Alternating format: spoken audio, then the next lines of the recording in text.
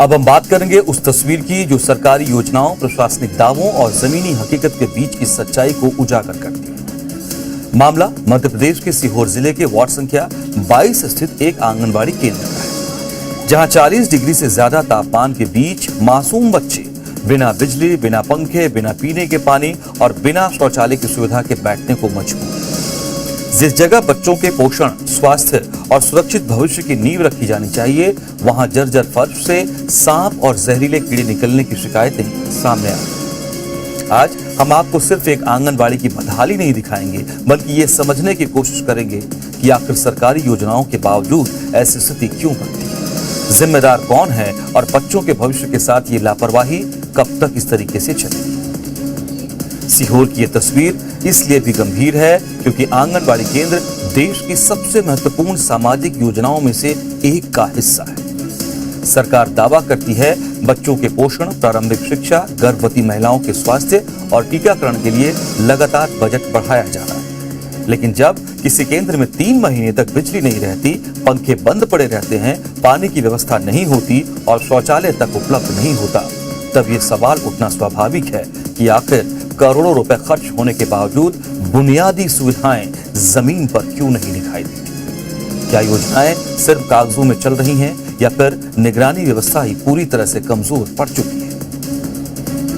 ये बच्चे परेशान हो रहे हैं, मतलब इनको बोल रहे हैं कि आप कैसे बैठा रहे हो हमें, हमारे बच्चे को कुछ हो जाएगा तो। लेकिन टीका तो लगाना जरूरी है, इसलिए आपको थोड़ी गर्मी सहन करनी पड़ेगी, अपन क्या कर सकते हैं इसमें। तो ये कब से प्रॉब्लम है यहाँ पर? ये तो करीबन मतलब 3 महीने से, तो मतलब लगातार 3 महीने से यहाँ वैक्सीनेशन हर महीने होता है, महीने में एक बार, तभी से यही परेशानी चल रही है। सबसे बड़ी चिंता बच्चों की सुरक्षा को लेकर है। स्थानीय लोगों का आरोप है कि आंगनबाड़ी का फर्श वर्षों से जर्जर हालत में और वहां से सांप और जहरीले कीड़े निकलते हैं। अब सोचिए, जिन बच्चों को सुरक्षित वातावरण देना सरकार और प्रशासन की प्राथमिक जिम्मेदारी है, वो ऐसे भवन में बैठने को मजबूर है जहां किसी भी समय कोई बड़ा हादसा हो सकता है। अगर अभिभावक अपने बच्चों को ऐसे केंद्र में भेजने से डर रहे हैं तो फिर यकीन मानिए आंगनबाड़ी व्यवस्था का उद्देश्य ही नहीं रह जाता है, ये सवालों घेरे में आता है। बच्चों के स्वास्थ्य और पोषण की योजनाएं तभी सफल होंगी जब पहले उनकी सुरक्षा सुनिश्चित की जाएगी।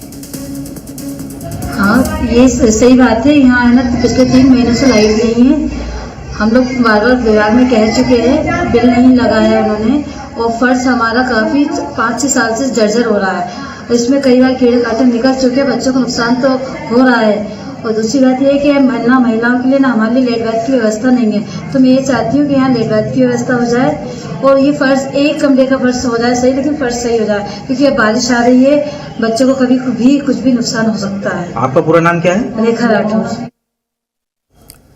इस मामले का दूसरा पहलू और भी गंभीर है। इसी केंद्र में हर सप्ताह बच्चों और गर्भवती महिलाओं का टीकाकरण भी किया जाता है। स्वास्थ्य सेवाओं को लेकर सरकार लगातार जागरूकता अभियान चलाती है और लोगों से टीकाकरण के लिए केंद्रों तक आने की अपील भी करती है। लेकिन जब टीकाकरण केंद्र में बिजली नहीं होगी, गर्मी से राहत के साधन नहीं होंगे और मूलभूत सुविधाओं का अभाव होगा, तब वहां आने वाली गर्भवती महिलाओं और छोटे बच्चों को कितनी परेशानी का सामना करना पड़ेगा, इसका अंदाजा आसानी से लगाया जा सकता है। सवाल यह है कि क्या स्वास्थ्य सेवाओं के लिए निर्धारित न्यूनतम मानकों का पालन भी हो रहा है या नहीं, ये समझना होगा। और अब बात जवाबदेही की भी होनी चाहिए। 3 महीने तक बिजली नहीं रहना कोई एक दिन की तकनीकी समस्या तो नहीं है। इसका मतलब है लंबे समय तक किसी ने इस ओर गंभीरता से ध्यान नहीं दिया। महिला एवं बाल विकास विभाग के जिला परियोजना अधिकारी ज्ञानेश खरे ने जरूर कहा, मामला संज्ञान में आया है और आंगनबाड़ी केंद्र को दूसरे भवन में शिफ्ट किया जाएगा, इसके निर्देश भी दिए गए।